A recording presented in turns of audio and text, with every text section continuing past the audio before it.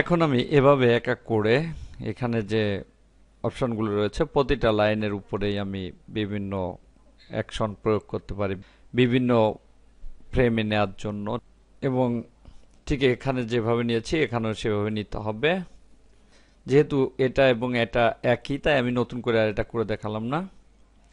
এখানে দেখতে পাচ্ছি দুইটা লেখা রয়েছে, কন্ট্যাক্ট আজ এবং সার্চ।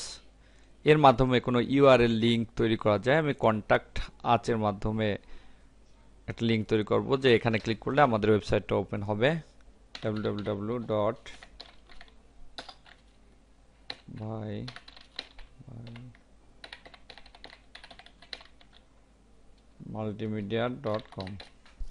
এন্টার। এখন এখানে একটা লিঙ্ক হয়ে গেল এবং এখানে ক্লিক করলে এই ওয়েবসাইটটা ওপেন হবে। এভাবে কোনো লেখার জন্য এখানে কোনো লিঙ্ক সেট করে দেওয়া যায়, সেই লেখার উপর ক্লিক করলে সেই লিঙ্কে চলে যাবে। সার্চে গিয়ে আমি আর একটা লিঙ্ক দিয়ে দেয়, আমি এখানে গুগলটা দিয়ে দেবো, www.google.com। তাহলে এখানে ক্লিক করলে গুগল চলে যাবে। দেখতে পাচ্ছি দুইটা লেখার নিচে আন্ডারলাইন আসছে, এবং টেক্সট মুভ করলে আন্ডারলাইনটা থাকবে না, কিন্তু বাটনের মতো হয়ে যাবে। দেখতে পাচ্ছি হাতের মতো আসছে, এর অর্থ হচ্ছে এখানে লিঙ্ক রয়েছে।